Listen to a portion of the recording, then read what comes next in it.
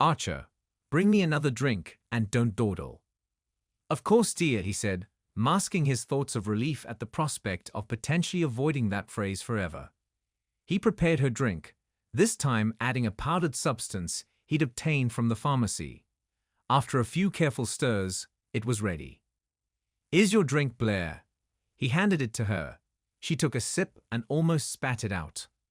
What is this garbage? It's your Long Island tea. I tried to make it to your liking.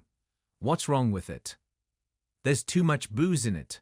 Your mixing skills are slipping. Seems like lately you can't do anything right. Would you like me to fix another with less alcohol? Nah, I'll manage. Thanks for nothing.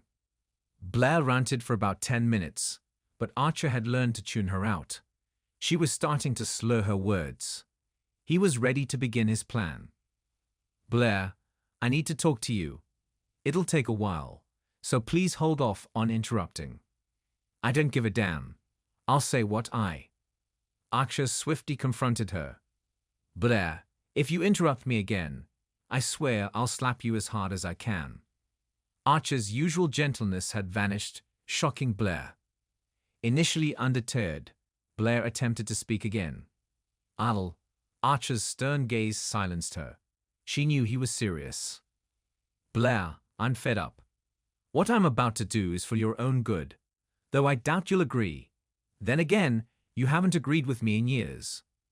I'm tired of shouldering blame for not using a condom, leading to your pregnancy and our marriage. I'm tired of your ongoing talk about suing the pharmaceutical company because of a pill baby. You still haven't fully embraced being a mother to 2 children. And I regret caving into your pressure for a vasectomy before I was 25. Where's the woman who turned adversity into something positive? Who welcomed me home eagerly, made mutual decisions, and expressed love frequently? I didn't recognize her lately. I'm tired of the money complaints. I buy new golf shoes after a decade, and you're furious, yet you keep purchasing petite-sized clothes you can't wear for years. Half your dresses hung untouched in the closet. I'm tired of being labeled a worthless husband. I work all day, handle chores you won't touch, and care for the kids until bedtime. Then I attend to your grievances. At night, you're either too drunk, too tired, or uninterested in intimacy. Can you recall our last intimate moment? I can't. The kids doubt your maternal intentions. When did you help with homework or drive them to activities? Attend parent-teacher meetings? Show them love and pride. They dread having you around when we go out. They don't want their friends exposed to your scolding for simply enjoying themselves. I regret that you're unhappy with your job, feeling underused despite your superior skills. However, I can't keep listening to how dull it is. I'm aware of your tasks and your boss's attitude, but hearing it repeatedly is grating. Tonight's half-hour rant about an ink pad and leaving work 10 minutes late without overtime was too much. Archer paused, assessing the effects of the drug. Blair seemed drowsy, but still somewhat alert due to the anger he was provoking. I'm sorry you dislike our home. We've more than what we had growing up. We're paying the mortgage off early, providing space and safety for the kids. But your negativity makes it feel like a house, not a home. Blair was nearly nodding off.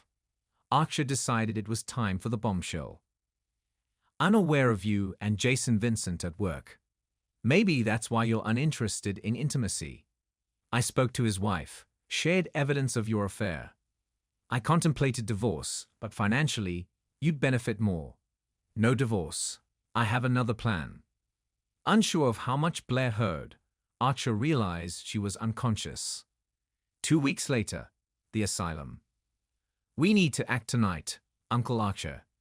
Keeping someone sedated for so long is dangerous. I know you're a pharmacist, but this could be life-threatening. She might be getting minimal nutrition from the IV bags, but she's starting to lose weight. I suppose I'm prepared enough for tonight. Have you got everything, Jeremy? I believe so, Uncle Archer. I really hope this goes as planned. You do realize we could end up in jail for this. Well, that's why you're carrying $15,000 of my money. Risk and reward, you know. I assured you I'd take the blame if things go wrong. I'll come up with a story about blackmail or something. I understand, Uncle Archer. I'll contact you once I'm done, assuming I don't get caught. After helping Jeremy change his wife's clothes into the solid color jumpsuit he brought, Archer returned to his car. All right, Aunt Blair, he addressed her unconscious form. We're headed to your new residence. Jeremy drove himself and his sedated aunt to Farmdale Mental Health Facility, where he used to be employed. Pulling up to the front gate guard station, Jeremy was relieved to see a familiar face. Hey Jeremy, who've you got there? Hi Amos, it's Miss Hensley again. That's odd. I haven't received any notice about an escapee. You know how the front office is trying to avoid negative attention after that medication mix-up lawsuit. Since she always heads to the same place, we knew where to find her. She put up quite a struggle this time though, so I had to sedate her. All right, can I see her ID badge? Like always, she tore it off and chucked it somewhere. I'll need to ask the staff to issue her a new one, yet again. Where are you taking her? Back to her ward? Nah, they want her straight to the danger ward. She nicked Dr. Lopez with some scissors during her escape. It was barely a scratch, but he squealed like crazy. That arrogant guy deserved it. Both men chuckled. I'll give them a heads up that you've got a delivery for them. Thanks. Take care. Jeremy drove up to the Serenity building, home to the secure ward, and sighed in relief. Just one more act to pull off. He fetched a gurney and placed his still sedated aunt on it, covering her as much as possible. They entered through the door, rode the freight elevator, and arrived on the third floor where the more aggressive patients were housed. Jeremy wheeled the gurney to the nurse's station. Hey Jeremy, thought you'd left for good. What brings you back? Missed the chaos? Nah, just had a change of heart, Trevor. Figured I could use a break, you know. I hear you. I'd do anything to escape this place before my retirement in 11 years. Yeah, the health insurance keeps reeling me in. True that. Both men chuckled. So, who've you got there, Jeremy? This one's a new addition. Mary Hensley. Been on Ward A3 for a while. What landed her in the danger zone? She cut Dr. Lopez while making a break for it. I hope she got him good, that smug guy. Only nicked him, but he's acting like he deserves a bronze star alongside a Purple Heart. Damn, I've got a trunk full of Purple Hearts. Was darn near close to death a couple of times. What did I get? Good job, Trevor, and a pat on the back. I'd give anything to stick Dr. Lopez in a room without his muscle. Call it a dose of reality therapy. As much as I'd love to chew the fat with you, Trevor, where should I put Miss Hensley? You've got the transfer paperwork. I haven't received anything on her yet. Yeah, I know. Dr. Lopez was throwing such a fit, he hasn't filled it out. He demanded I bring her right away and said he'd send the paperwork later. I wasn't going to argue after he wrote me up for insubordination last time. What and shit. Okay, what about her night meds? Handled already. You won't need to give her anything until morning. It should all be sorted by then. What should I know if she wakes up? Is she likely to attack or cause a scene? Usually not too bad.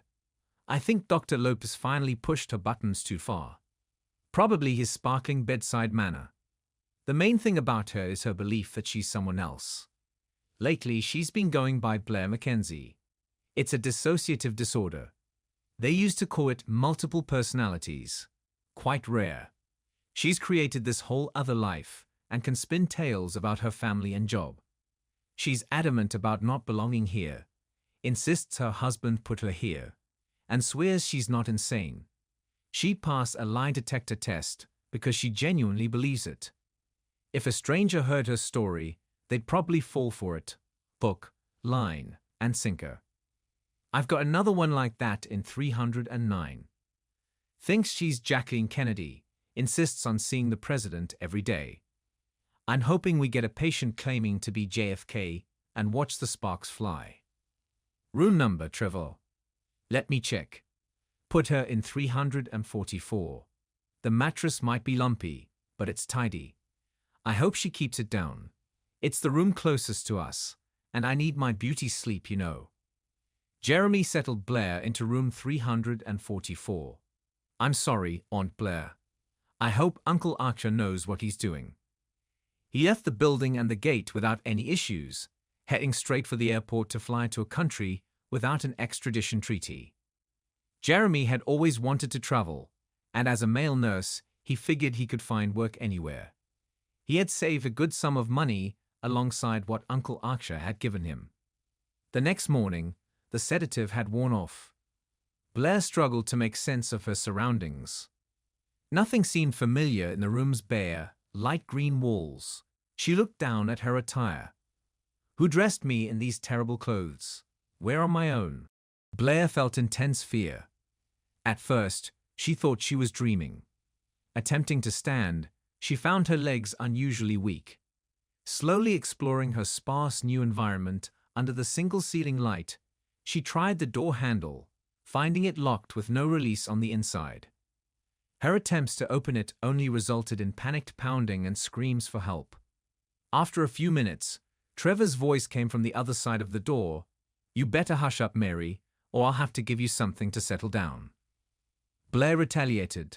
I don't know who you are, and my name is not Mary. I'm Blair, and if you don't open the door, I'm gonna kick the hell out of it. The voice chuckled. Nice try, Mary. Behave. That's your only warning. Everyone's trying to sleep. Blair ignored the warning. Her commotion got the door opened, but instead of freedom, she was restrained by one aide while another administered an injection. Blair, or as they called her, Mary, soon drifted back to sleep. Trevor grumbled to himself. What a pain. I was sound asleep. Now I have to fill out a chemical restraint report. Early the next morning, Chief Psychiatrist Dr. Esteban Lopez, who hadn't been harmed by the scissors, was doing his rounds in the secure ward. He hurried through, wanting minimal interaction with these people, while ensuring he could bill for his time. His current role as head of clinical services at Farmdale was the best he could get after facing allegations of questionable counseling methods during his private practice. With 6 months left on his one-year probation, he aimed to move swiftly. Passing room 344 marked as vacant in his log, he was informed by the accompanying ward aide that there was now a patient inside. When he inquired about the patient's identity, the aide said, Mary Hensley. Dr. Lopez struggled to recall names among the hundreds of patients. He did no individual therapy, mostly engaging with staff and prescribing medication based on their assessments. Where's her file? It hasn't arrived yet. I can't see her without it, he declared, continuing his rounds. Throughout the morning, Blair, or Mary as they called her, realized that banging on the door would only lead to more sedation. Instead, she tried piecing together how she ended up in this unfamiliar place. Her husband was the last person she remembered speaking to, so he might have some information, even if he wasn't directly involved. There was a faint recollection of Archer mentioning Jason, but she was convinced Archer couldn't have known about her and Jason's connection. Her presence in this place had to involve something else entirely. Could it have been a bizarre reaction to medication that caused her to lose her grip on reality? How had she even arrived here? Her contemplation only deepened the mysteries without offering any answers. Fear consumed her more intensely than ever before. Blair felt trapped, like sinking in quicksand with a lifeline just out of reach. Trying a different tactic, Blair approached the door and knocked gently. A new staff member's voice responded. Blair, or Mary, inquired, Could you tell me where I am and why the door is locked? This time, a female voice replied, Mary, you're in the same place you've been for years, Farmdale. You usually stay on Ward A3, but for your safety and others, you've been relocated to this ward. We haven't received your chart, medications, or your breakfast yet. Now that you're awake, I'll arrange for your meal. You mentioned ward. am I in a hospital? Some refer to it as a sanatorium. Technically, it's a mental health facility. Personally, I prefer the older term, asylum. It feels more tranquil and serene. Blair's fury surged at the revelation. An insane asylum. Who sent me here? It's my damned husband, isn't it? I'm not insane. Stop calling me Mary, you jerk. Now calm down, Mary. What would you prefer to be called, dear? Blair Mackenzie. I live at 4993 Cedar Street. My husband's Archer Mackenzie. I have 2 kids. What I don't understand is why am I here? I was talking to my husband in our living room last night. Then I blacked out. Call the police. Make him confess. We'll attend to that, sweetheart. Meanwhile, would you like milk, coffee, or juice with your breakfast? I want this door open so I can go home. No response. Hello? Hello? About 30 minutes later, a knock sounded on her door. Mary, sorry, Blair. I need you to step away from the door so we can bring your breakfast in. It's gone cold as you slept in. All right, I'm coming in. As the door opened and the aide entered, Blair leaped from the bed, upset the tray, pushed the aide aside, and bolted through the doorway. She dashed halfway down the hall, spotting a towering black man by the nurse's station. He swiftly caught her in his powerful arms. Now, Miss Hensley, you know better than to do that. Will you return to your room calmly, or does Luther here need to assist you? Screw you, you jerk. I'll sue all of you for holding me unlawfully. Blair was restrained and given another injection. Once she settled down, she was wheeled back to room 344, drifting off into a dazed state. Without causing any further disturbance, she remained forgotten for several hours. By noon, the staff in the danger ward grew concerned about the missing paperwork and medications for Mary. Preferring not to bother Dr. Lopez about the paperwork, they contacted the director of nursing, Dawn, regarding the medications. Checking the records, the Dawn found that Mary Hensley had supposedly received her meds in Ward 03 as scheduled. However, the Dawn knew the record might not be accurate, as the aide handling it typically marked off all the medication charts in advance to save time, even before administering them. The aide was summoned and claimed to have given Miss Hensley her pills, recalling waking her up for it. Moreover, she insisted that Mary was in Ward A3, not the secure ward. On a hunch, the Dawn contacted dietary services to inquire about Mary Hensley's breakfast delivery that morning and its location. Dietary revealed sending 2 breakfasts to Ms. Hensley, one to A3 and another to the secure ward, assuming she had been moved and sent meals to each ward to ensure she received breakfast. The Dawn inspected Mary Hensley and her ID badge in Ward A3, confirming her familiarity with the patient. She then visited the secure ward to check on the person referred to as Mary Hensley. Observing the woman in bed, the Dawn noticed she bore no resemblance to the Mary Hensley in F3 or any other patient she could recall. Most importantly, the woman had no identification badge, a mandatory item for every patient. Requesting the chart for the patient in room 344 yielded no results. No paperwork or medications had been received. Reviewing the only documentation available, the chemical restraint forms, left the Dawn visibly distressed. Her next destination was the administrator's office. Mr. Carrington, we're facing a significant issue. Now, Darla, it can't be that dire. Darla understood his implication. I don't want any bad news, so make it disappear. Mr. Carrington, we've got an unknown, unrecorded patient in the secure ward who's been sedated 3 times in the last 24 hours. What? You mean someone strolled in off the street asking for a free room and board? He tried to lighten the mood despite the potentially grave situation. Absolutely not. I'm uncertain about the circumstances, but we need to address this promptly. She regretted her choice of words, fearing the administrator was now imagining an inappropriate scenario with her. Mr. Carrington? Oh, sorry, I drifted off for a moment. His bulging pants confirmed Darla's suspicions. What do you suggest we do? As soon as she wakes up, She's asleep. She's been sedated. By whom? Our staff. As I mentioned, she's been sedated 3 times. Once when she arrived on the secure ward last night, and twice this morning. Under whose orders? All patients on the secure ward have a PRN order for sedatives upon admission. But here's the thing, we don't know who she is, and we have no record of her admission under any name. She's given us a name that doesn't match any on our patient list. Staff were informed that the name she provided is that of an imaginary person. I fear she might be telling the truth, and we've disregarded her. Whoever she is, we have no idea how she got here or why. Mr. Carrington was now spurred into action.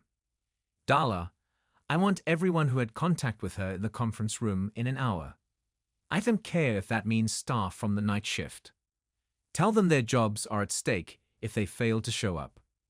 At 1 in the afternoon, all involved parties finally assembled.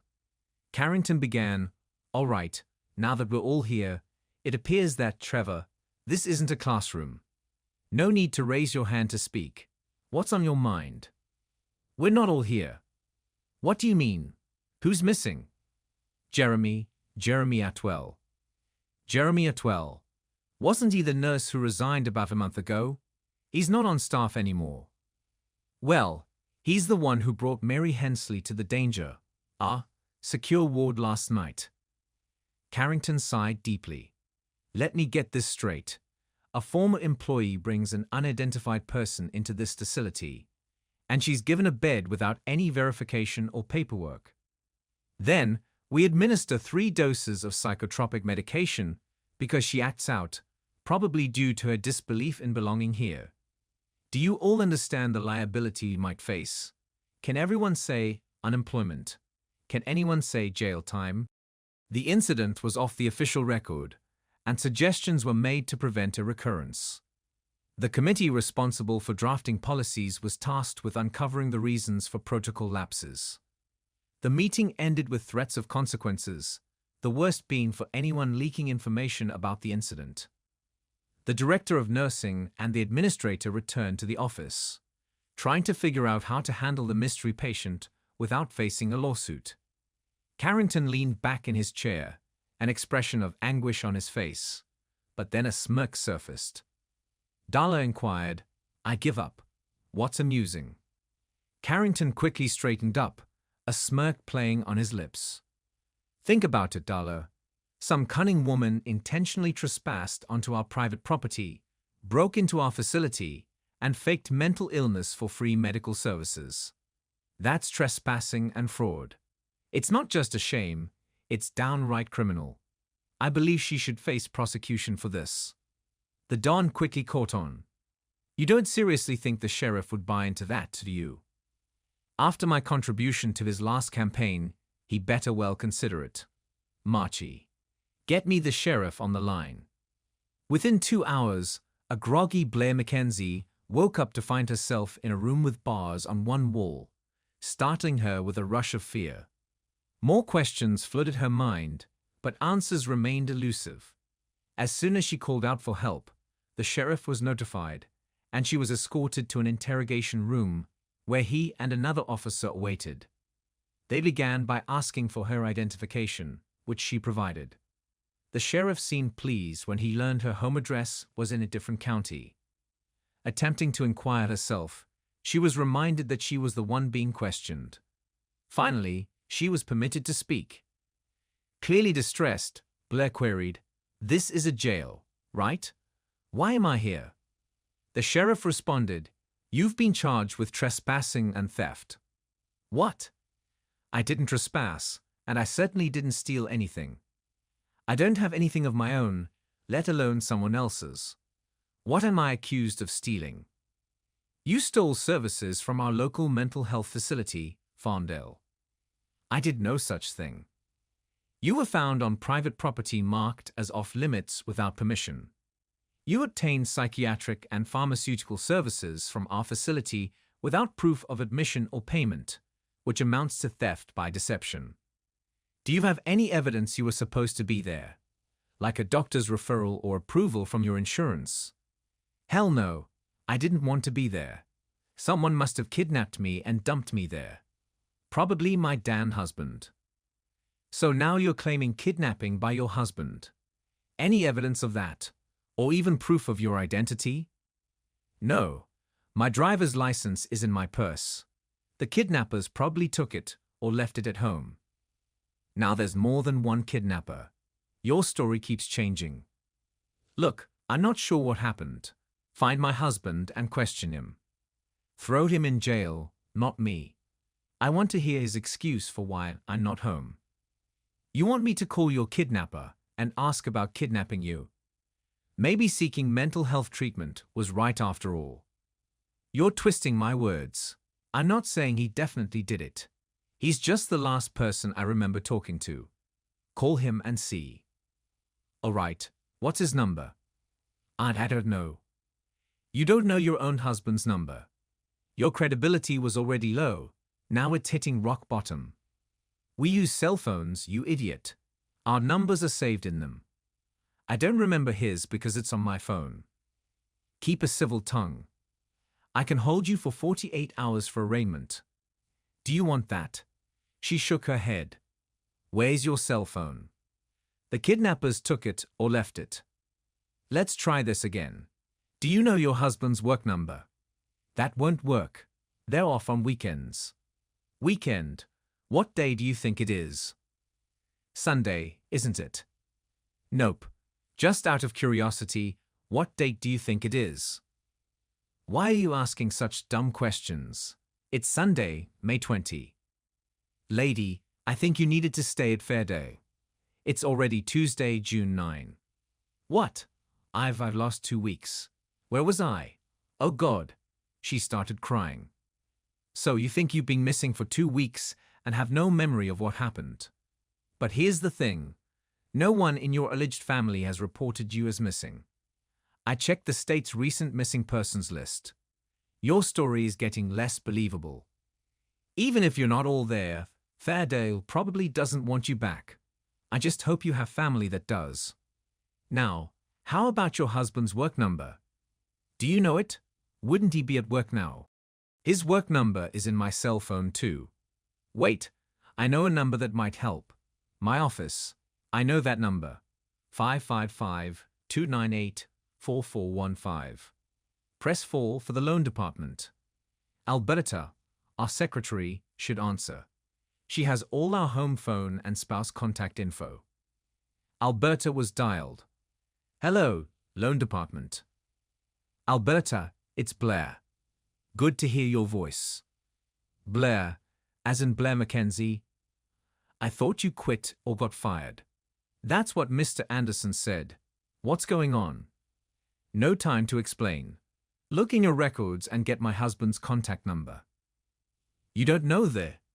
Just get the damn number. Hey, hold on. You have no right to be rude or shout at me.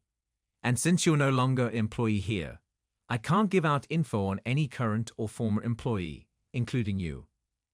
And frankly, I can't even confirm if you're Blair Mackenzie or not. Honestly, if you are Blair, good riddance. All you did was complain non-stop. Poor little Blair. We were sick of it. We even threw a pizza party when you quit.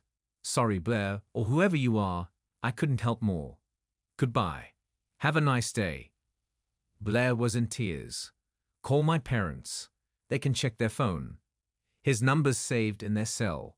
She gave her mother's number. The sheriff paused. Legally, I only have to give you one call. Please, I'll behave. I promise. He dialed the number for her. Hello, Mom. I need your help. Have you heard from Archer? I have, and I'm very disappointed. He and the kids came by and told me what you did. I'm ashamed. Blair, you've had a loving husband and kids.